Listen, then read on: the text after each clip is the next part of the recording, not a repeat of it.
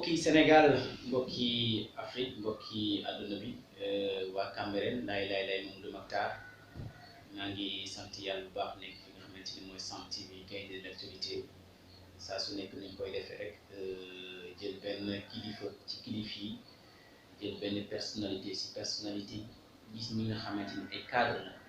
def lu mucc ay ci réewum Sénégal saa su nekk ñi ngi doxal di service seen commune seen nation mbokk yi ñu ñëw doxantu fi nga xamante ne mooy Cambérène boo ñëwee ba ci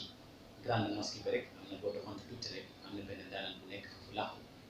ñu koy wax Mamour Ndiaye nekk gestionnaire des ressources humaines ci Dubai Port def lu nekk Cambérène mbokk yi tey moom laa leen di fi nga xamante ni mooy Sam TV gaynde de l'actualité ñu daal di ko bàyyi mu ñëw salaamaaleykum Mamour Ndiaye. salaamaaleykum Elmar ginnaaw bu ñu sante yàlla julli seen Limaamu Laahi alayhi salaam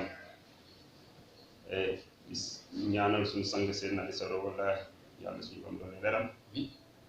ngi jël ay nuyu tedd ziar ko jagleel suñu sang xalif général Baye Abdoulaye Thiaw Laye ku ñaanal yàlla bu gën fi yàgg te ànd ak wér ñaan boobu aussi ñu koy ñaanal njaboot Ahlu Laay yëpp wax nga soo jëkk seen nekk foofu ñu ñaan yàlla suñu borom yàlla yàgg na suñu kanam yàlla leen jàmmagal leen ko yàlla oyofal leen seen kaw di nuyu aussi Elmat ak équipe bi mu àndal waa Sam TV di ñaanal yàlla suñu borom liggéey bi yàlla ko yàlla suñu borom bi barkeel di ñaanal képp ku ñuy déglu ñu seetaan ñu lay jox sa wàccuwaay di ñaan yàlla suñu borom fa nga nekk yàlla defal leen fa jàmm. amiin yaa rabbi mbokk yi kooku mooy Mamour Ndiaye gestionnaire des ressources humaines de Dubai Port léegi dañuy ñëw Mamour suba muy 2 janvier ñu ziare Baye Seydina El Hadji Abdoulaye Thiaw la léegi xalif général de Layène ban yëg-yëg nga am ci loolu. jërëjëf Elmat ñu ngi ñaanal sanga boobu di Seydina El Hadji Abdoulaye Thiaw Laye di ko ñaanal yàlla suñu borom bi yàlla na yàlla barkeel liggéey bi mu liggéey si kaw suuf liggéey le 2 janvier daf may fàttali lu bari ndax lii ba ñu koy def je pense que yàgg na depuis jamono yu Baye Seydi Thiaw la woon ndax sëy yu bari fa na yow ba tey jii ay kilifa soxla nañ sëy yooyu di ñaan yàlla suñu borom bi yàlla na yàlla gën a saxal bis bi ndax bu ñëwee je pense Cambérène événement la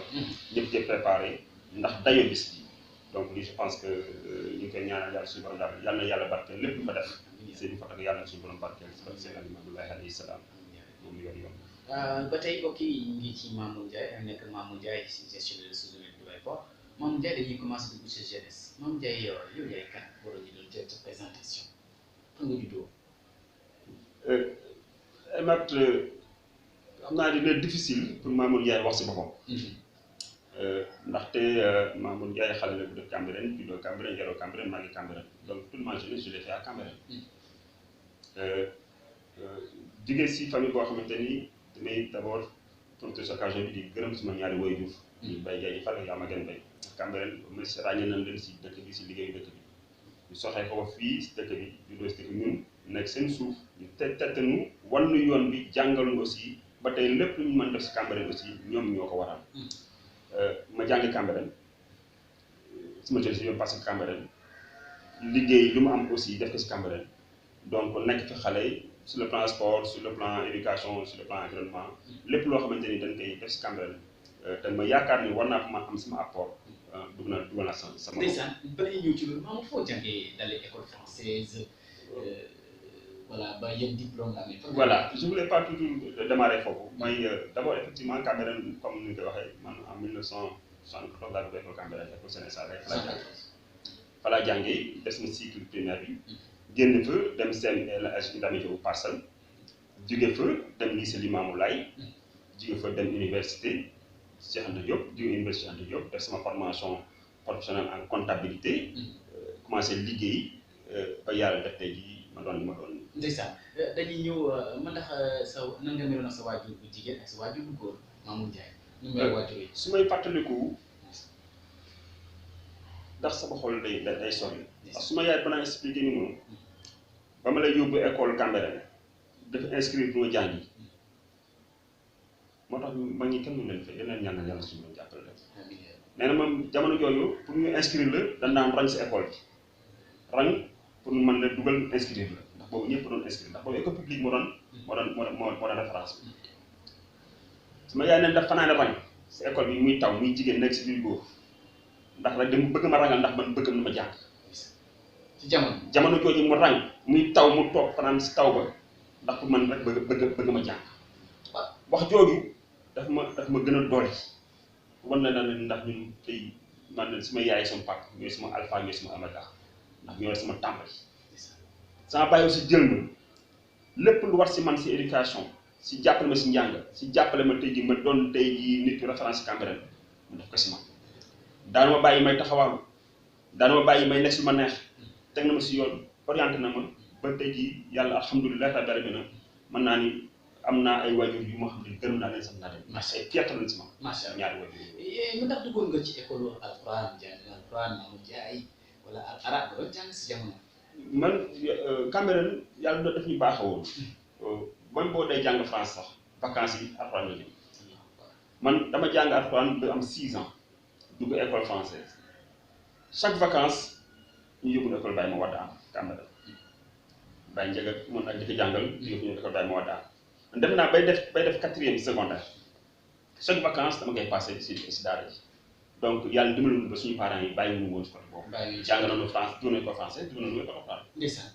ba tey Mamour lan nga doon mën a fàttaliku ci jamono yooyu en tant que jeunesse lan nga doon activité principale si jamono yooyu jamono mag yooyu lan nga doon seen activité jamono yu mag ña ñun day Cambérène ñun en tant que xale suñu activité principale moo doon football dem si géej gi dem si tool yi dem tool yi d'accord géej ñun fan daan foofu moo daan suñu place foofu kay tool yi aussi moo daan suñu place su tey jii bu ñu waree tey jii xool suñu parents yi si lan la ñuy yëngu dem fekk ne tool yi xool naka la ñuy gérer seen activité waaye aussi bu ñu ñëwee si dëkk bi aussi lépp lu ñu mën def si dañ koy defandoo en club parce que Cambérène yàlla daf ñu baaxee maam si dëkk installé woon si ay génération maanaam génération boo gisee club dañu may club yooyu dañuy day pratiquement si ànd di waxtaan di foo di ree naan tuur donc loolu dafa mag ñi bàyyoon ba léegi ñun si loolu lañu tàggat ba léegi ñun tey jii may wax yooyu ñu ngi si Cambérène donc solidarité boobu tey jii si loolu lañu tàggatee te ba léegi ñu fi am ba tey léegi mbokk yi ki nga Mamour Ndiaye leen dara fi nga xamante ni mooy Sen TV gaynde de l'actualité Mamour dañuy wax ne waa ju nekk am nga ren magam ak koo kan ma sa maam nan la meloon moom Seydina Issa man yàlla dafa def lu bari xaw ma ko sax si mag ñi ndax sama papa laa fekkee moom laa xam li mu doon def si diine ji ndax xam naa ni sama bàyyi wala rek Sëñ Ablaye la ko ndax kër googu sama papa daanu fa jóg ndax maam Adama Sylla ba nekk kër Sëñ Ablaye sama papa da ko jël doom tuddee ko ndax bu doon moom mooy jigéenam foofu si kër Baye Diagne Fall koo xam si Cambérène xam ni ku jege woon këru diine ji sama maam man ma soxla bari mais li ma si xam moom mooy kin ma duppee nii maam Mamour Diakhaté moom laa xam ndax te xaw ma sax miin moo ko ndax xam naa ni am na histoire si këru Seydina Limaamu alayhi salaam ndax Seydina Issa la jógee ñëw nekk xalifa donc du ma si mën sori mais xam naa ne daal samay kilifa daal ñun tàggatoon na si diine ji ñu xamoon diine ji la ñu amoon taxawaay si diine ji sa papa moo doon kan si jamono parce que souvent dañuy wax ne am na xale yu bëri xamuñu tey sa papa moo doon kan si jamono sama papa tey su ma lay wax rek jël benn misaal rek jàkk ji ngay gis yi jàkk yi Seydina Issa bi ñu koy defaraat sama papa daanaka travaux yëpp si loxoom moom la ko joxoon ba bi mu génn àdduna tey ji mu doon bindee rapport yi mu def yëpp man foofu donc amoon taxawaay si jumaa ji amoon taxawaay si diine ji la amoon taxawaay si dëkk bi la ba nga xamante ni ñu fi organisé si dëkk bi tey jii moom am na si part de responsabilité ndax seen club boobu nam si yàlla bàyyi ji màggee ci woon ko ñoom tey jii dañ leen ràññee woon tey jii si taxawaayu si jàppale kilifa yi fi nekkoon commencé si maam Dior si maam Babacar ba si Ablaye ba si Baye Rànce woon Mbaye Sène Diop ñëpp ndax papa daal vraiment amoon na taxawaay boo xamante ni man gis naa si moom boo xamante ni daal su ma toppee si tànkam ama ñun mënagul leen dab bokk si def si diine yi man lu ma def defee ko man ma leen dab mënu leen dab kooku mooy Mamour Ndiaye ba tey moom mi nekk fi nga xamante mooy Sen TV gaynde de l'actualité Mamour dañuy dugg sa premier salaire loolu nekkoon te ba ngay waaw li nga wax question bu am solo la parce que man en 1996 laa génn école ma demee université def 3 ans mu tombé ak année blanche bi année invalide du moins fekk ma jël sama initiative personnelle boobu laa jëkk def loo xam ne nii sama papa àndu si ba sama papa objectif am moo doon ma defi formation ma jàng ba jeexal université dem def enseignement wala leneen rek man leneen laa gisoon ma gisee loolu ma dem université yàlla def ma am bourse entière ma bourse entière dama bourse mosuma ko jël dama teel a am initiative ubbi un compte au niveau de du poste ma ne poste bu benn compte sama bourse ñu ma ko fay biiral ma def fa 2 ans am sama bourse bi ma demee ba xool xaalis bi bari ma def 2 ans université mu tombé année invalide bi ma jël sama xaalis boobu dem investir dans la formation professionnelle di jàng université di jàngi formation bi yàlla defee ba formation bi jeex ba moom samay diplôme sama première réaction noonu ngeen ni pap jàng naa ba jeexal am naa sama formation je suis maintenant comptable man diplôme comptable laa am j'ai eu mon diplôme élémentaire comptabilité en 1996 ma ne ko nag du caagi ni dama la bañ a ñàkk déggal moo tax ma def mais dama xam fi ma jamono yi ma toll nii toll naa xam te ni dama gis ni lii laa yaakaar ni mu ko defee moo ma ciy génn ma la ci jégalu d'abord ndax ma ko def tàggu ma la mu gërëm ma ñaanal ma ndax ni ma xale day am jom ndax li nga ko aussi responsabilité day war a nga am responsabilité ma ne ko nag dinaa incha allah li may def du ma la décevoir yàlla def ma jël sama dossier yóbbu ko ñu jël ma NSOA boobu ma doon Colgate Palmolive NSOA ma jël fa def stage ma def stage toog fa liggéey fa def naa stage 3 ans 4e année ba lañ may soog a embauché bi ma embauché sama 4e année bi ma jël suma man dama naan ma jël suma salaire ma jël sama pap salaire baa ngi nii soxla ma ci dara loo ma ci wax ma def ko mu jël liñ ci jël joxe ñu jëlal yaaka ma xam naa la wóolu naa la te gis naa si yow koo xamante ni doo def lu lay naan cim doo tëgee daal dama xalaat comme ni nga xalaat ba jànge ko xalaate ko tey jii ba liggéey boo xalaatee ni di nga mën a defal sa bopp di nga mën a defal sa bopp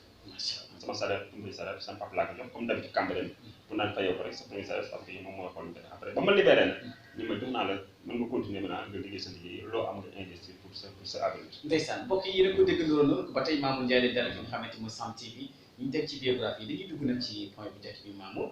gis nañ ne yow cadre nga waaye cadre mooy ki nga xamante yaa ngi liggéey nekk ci am ndomb tànk yi yàlla dégg nga nekk gestionnaire de ressources humaines loolu lay def ci mbay ko xam nga Elmar am na si loo xamante ni maanaam ñun français ñoo ñu yàq notion cadre maanaam système français moo fi indi mais ça n'existe pas d'ailleurs le cadre c'est dans la tête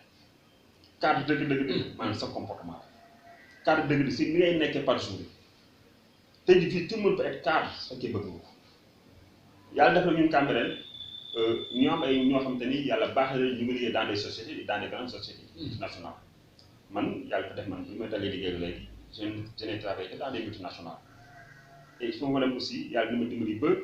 yar bi ma yar Cambérène ci ko ji ma yóbbu yar Cambérène su ma ko yóbbu foofu dina ma jox ay responsabilité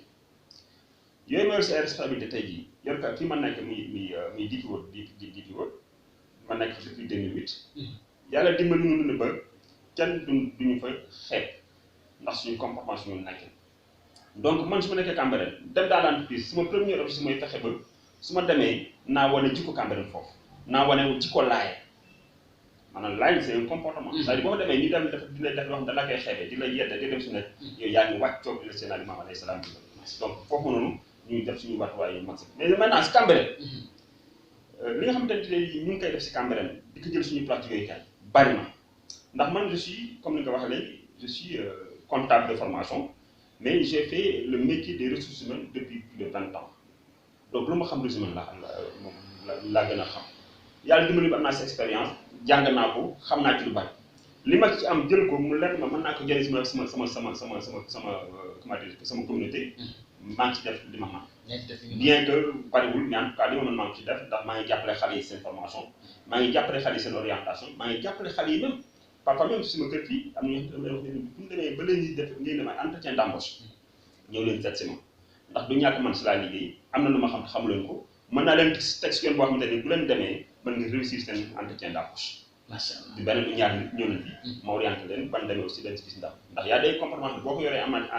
entretien d'embauche amaana mën nga échouer. mën nga ñu dàqal. bien que mën nga am toutes les compétences. mais sa comportement ni ngay toogee ni ngay waxee mën na si dàq. man boo ñëwee dama lay wax nii ak nii ngay taxawee nii ngay waxee nii ngay jëfee ba yàlla mën na dimbali ba nga réussir. macha allah kooku mooy Mamour Ndiaye bu ñu tëgg ci waxam papam gërëm na ko parce que premier salaire am yi papam la ko jox mu delloo ko mbir mi yaayam it gërëm na ko ba ndax Mamour Ndiaye ngeen nekk yéen cadre di liggéey ci société privée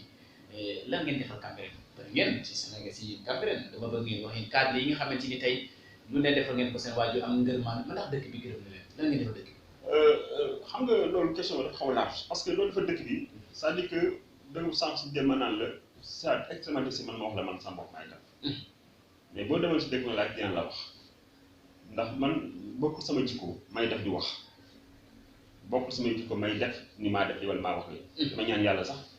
li ma def yàlla mu si gis sama bopp yàlla mu si gis sama bopp ndax def ma ko pour nit ñi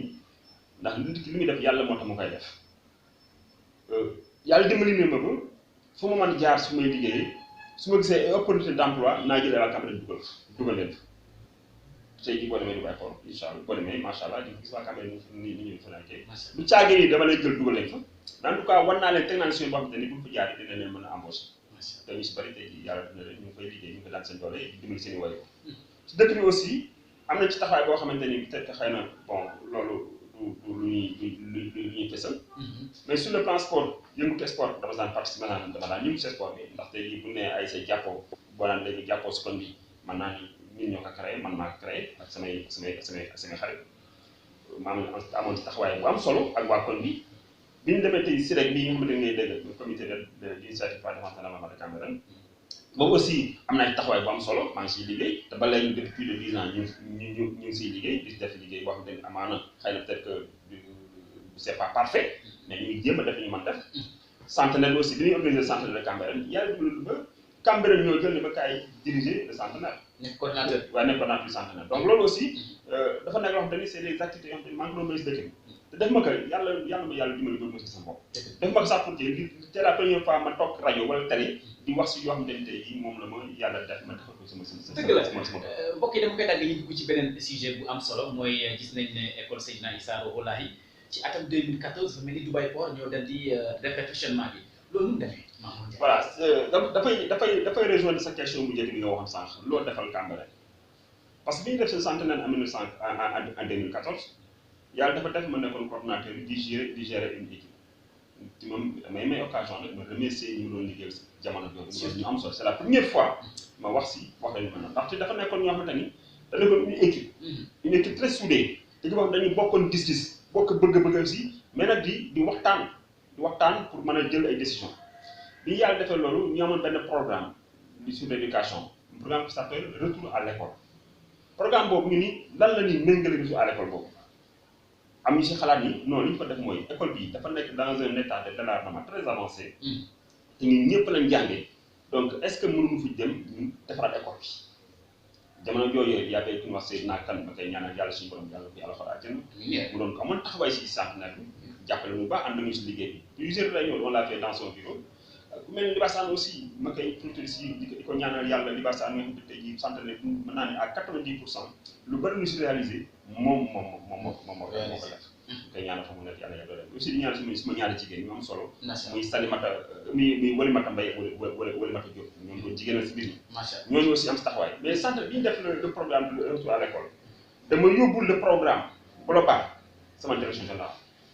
boobu ku ñu wax judo moo fa nekk ma ne judo moi j'ai un programme mu ne ban programme ma ne ko dama nekk coordinateur du centenaire de Cambérène ñoom un programme sur la santé sur l'éducation sur l'environnement sur le sport dama bëgg nga xoolal ma si programme yi ban nga yaakaar ni yéen Dubaï mën ngeen jël en charge mu xool ma maman moi je suis pour l'éducation xam nga programme bi lan la doon mais moi je suis pour l'éducation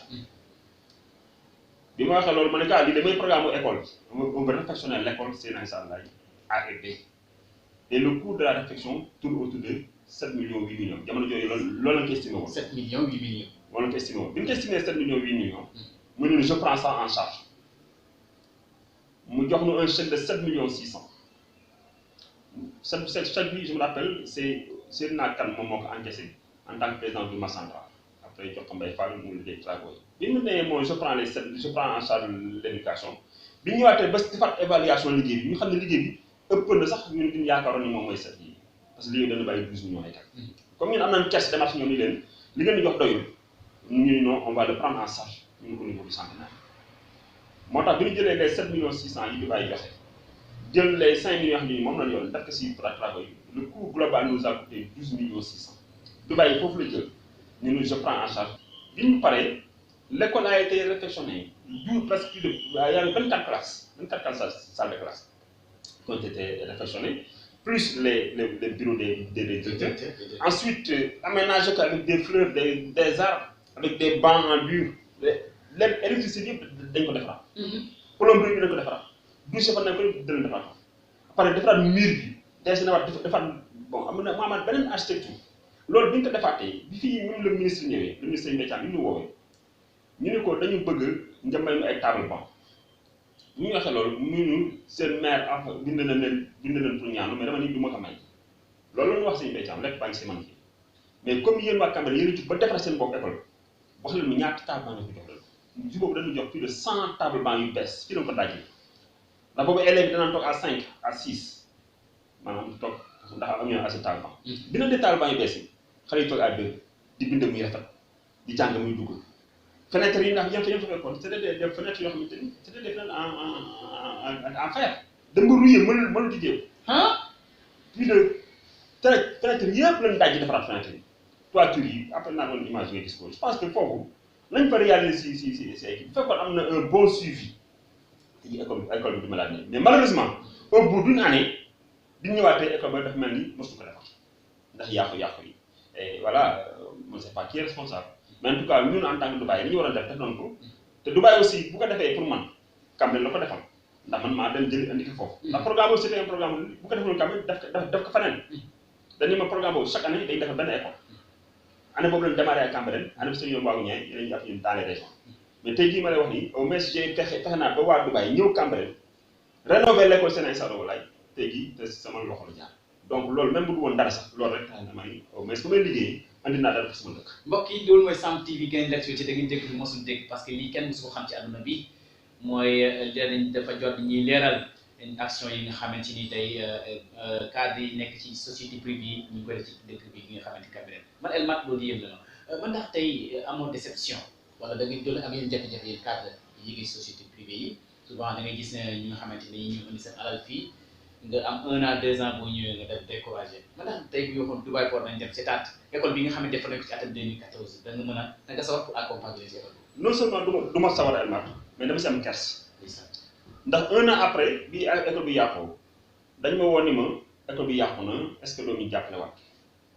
ma dem j'ai demandé benn relance bi 500000 je pense que waa groupe centenaire bi ñu ngi fii dina ma jéem a kii si la ma dimbali kii ma defaat encore la porte principale là ak l'enseigne lumineuse bi ñu ko defaraat yooyu yëpp defaraat yeneen salle de classe yi au moins mu tanewaat li ma gën a métti si projet bi mais Dubaï dañu mayoon sax ay ordinateur 10 ordinateur nii leen ordinateur yaa ngi nii ba ordinateur ñëw Cambérène wax leen fu ñu cee branche bi ñu ñooy assurer tout le branchement réseau bi ñoo koy defar ils étaient incapables dañu trouver une salle bu ñu ko def Dubaï mën leen def lépp su ma la waxee ni la El Mat bi ñu defaree fleurs yi foofu si école bi garab yi man personnellement toog naa pendant plus de 6 mois 7 mois di fay Ousmane le gardien qui est là-bas sama xaalis muy arroser les fleurs te pourtant amoon na jëloon engagement il y avait le maire il y avait le comité de gestion pour ñoom ñuy assurer l'entretien et l'engagement des fleurs mais j'ai resté pendant 6 mois 7 mois di fay di jël di sama xaalis di jox Moussa Sow Moussa dem di ko jox Ousmane dem di arroser chaque mois ñu koy fay ma demee ba nawet gi ñëw laa arrêté bàyyi nawet gi ak lay di arroser mais après bi nawet gi jeexee amatul suivi parce que aussi pas mettre ce def loolu pare continuer aussi def entretien bi quoi ndax loolu mënu ma ko Dubaï mënu ko quoi. et puis wax ne day sànn ay 5 minutes wala 6 minutes mooy def pour la fin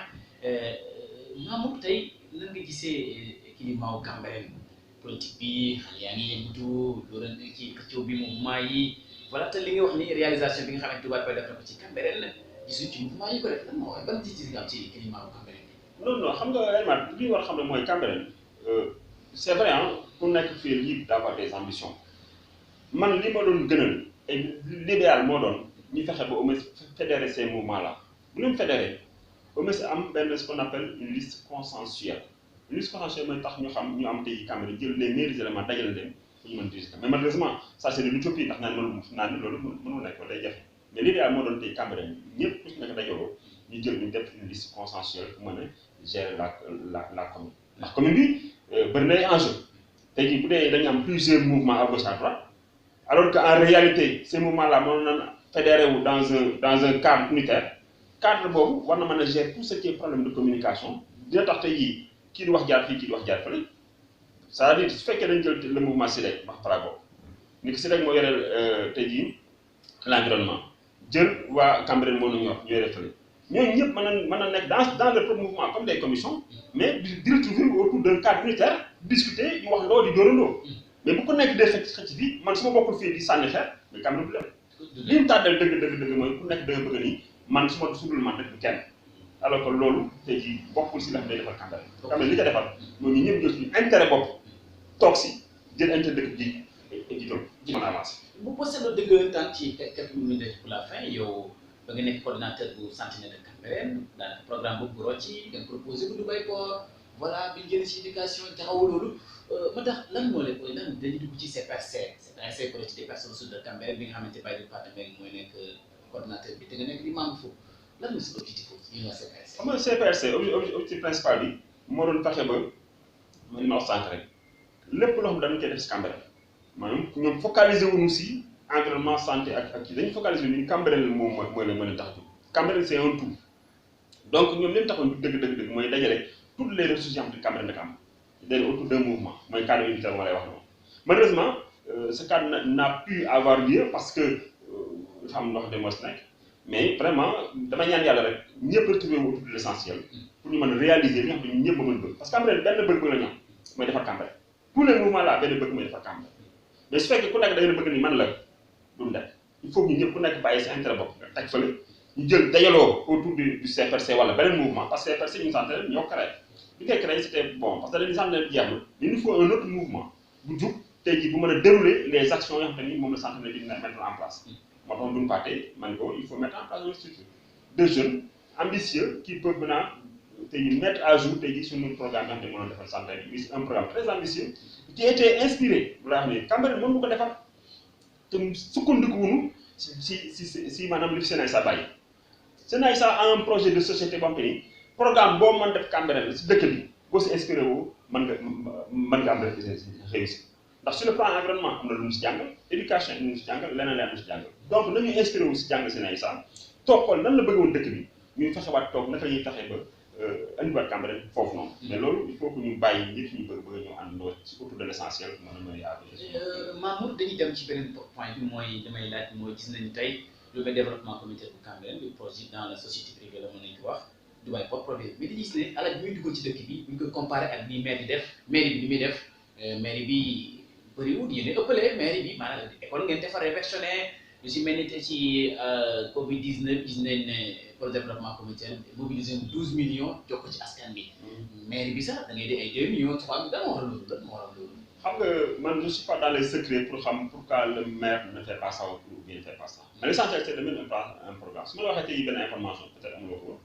bi def Sentinelle de Cambérène bi le maire s'était engagé à contribuer à hauteur de 2 millions jox na ko 3 millions sax la waxoon pour jox na ko pour ñu mën a def Sentinelle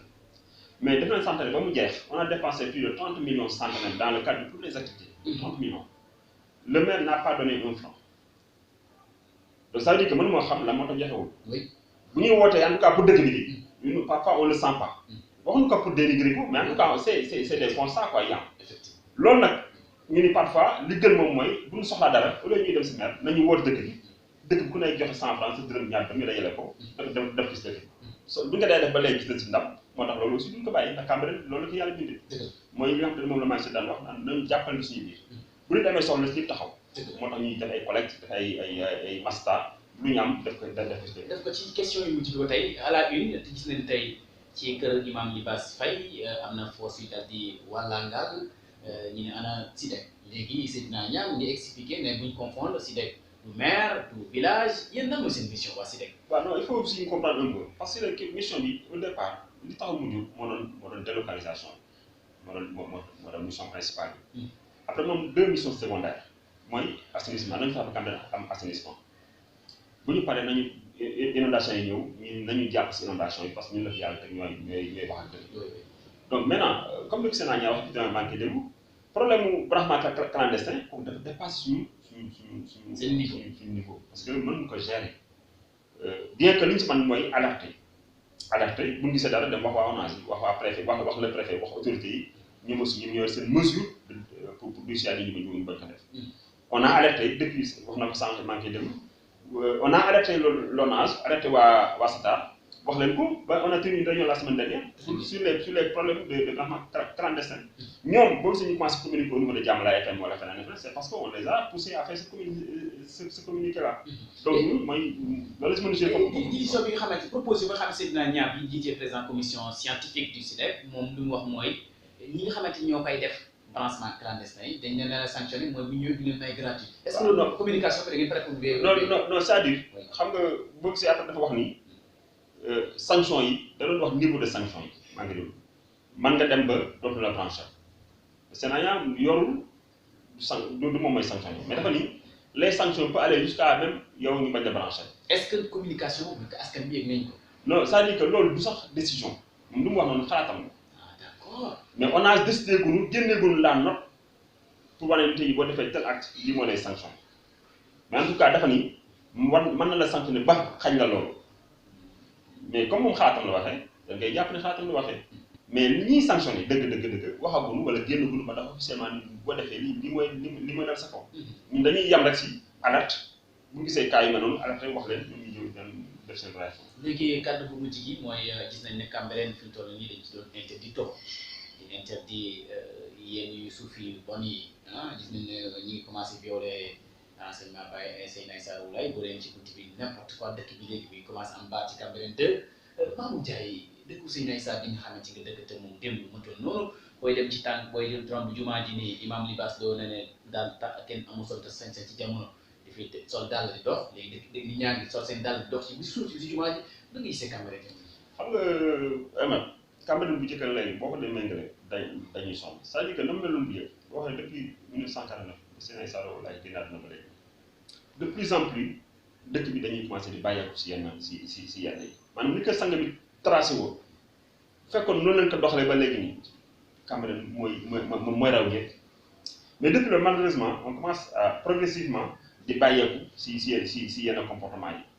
Cambérène xamuñu woon yenn yi boo xoolee sur le plan urbanisme ni Cambérène bindoo léegi mbedd ni mu xatee melu woon nii boo xoolee grand place ni mu mel bu njëkk ba melu ko woon boo xoolee mbaaro xaalis mbedd mi melu ko woon je pense loolu yëpp problème comportement la boo xamante ni c'est pas digne de taalibe Seydina Issa Rouhou Laye moo ko def ñun dañu war am beneen comportement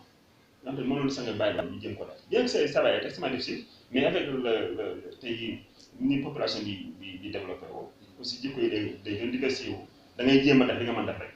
voilà tu ne pourras pas régler tous les problèmes. Sénégalais yi seetaan sa kàddu bu mujj ci Sam TV Gaïndé l'actualité ak li nga bëgg a jàllale ci ziare bi nga xamante ni moom mooy suba ñu war a takk ay sëy Elmat mi dénk Sam TV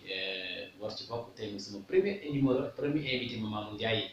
lan ngay wax sa kàddu bu mujj. voilà Elmat d'abord balaa may jeexal damay permettre aussi ma remercier suma soxna. oui Fatou Moussé madame Ndiaye. ku ma jàppale na si kër gi ndax malgré que sama activité dafa bari trop si dëkk bi ak seen place liggéeyukaay bi mais elle parvient à me supporter à me gérer donc maa ngi koy gërëm ko ñaanal yàlla suñu borom ko jàmm li mu koy wax yàlla defal ko. mais aussi di remercier waa Sam TV ñu ma jox opportunité pour une première fois depuis 2014 ma toog di wax si problème yi nga xam ne mooy problème mu dëkk bi. may jégalu aussi su fekkee ni am naa si wax yoo xam te ni xëy na bëggee ma ko woon noonu wax naa ko te mu am ñu mu blessé ñu comprendre ma xam ni situation moom moo tax. mais jublu mu si woon pour blessé kenn wala wax lu ñaaw waaye aussi di ñaanal aussi waa Sam TV yàlla suñu borom bi dafa leen ndam seen télé bi aussi yàlla yóbbu ko borom télé boo xam te ni ñëpp ñoo sa dëkk bi vraiment di ñaanal aussi suñu dëkk bi ñun liñ ci bëgg yàlla ko yàlla defal si jàmm yàlla lu ci am dara lu ñu metti lépp fii moo si yàlla ko yàlla dindi te ñaan Cambérène aussi ñu inspiré wu sur le document du centenaire document boobu bu ñu koy def on a consulté dans toutes les compétences de Cambérène vraiment toutes les compétences de Cambérène il y avait plus de 200 personnes réparties sur 10 commissions commission bu nekk am ñu siy liggéey tëj ñu liggéey ba génn tey yi les problèmes fondamentaux de Cambérène bi ñu génnee problème yi ñu wax ne problème bii bu su nekk lii moo koy saafara li di ko saafara lii mooy coût bi def ko dans un document képp koo xamante ni da nga bëgg tey gérer dëkk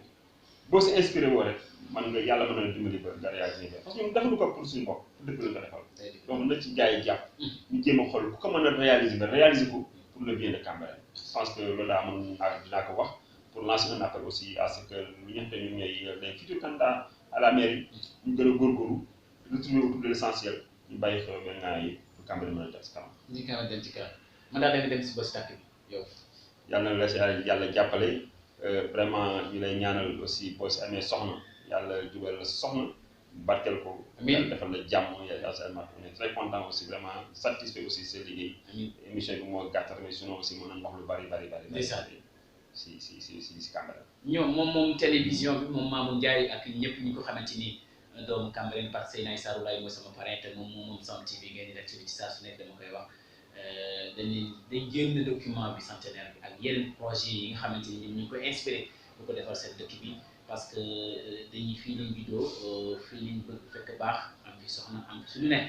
seen waajur gërëm leen seen waajur bu sëriñ seen waajur deret wala waajur fa yàlla am ngërmaan si ñoom kii muy Mamour Ndiaye mbokk yi li mu wax yëpp rafet la pour defar moo tax mu jox ko donc ñi ñoo ko moomee opportunité boobu ci télévision bi moo ko moom di nuyu mboolem l'ensemble des membres des personnes de Cambérène centenaire bi di nuyu Seydina Laye mun may dal di ma ñaanal yemb ci sama takk bi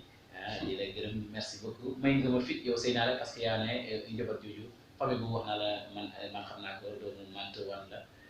gosax la woon mbokk yi li leen di ñëw fi nga xamante ni mooy Sam TV ngeen dina ci incha allah ci beneen numéro merci beaucoup. macha allah.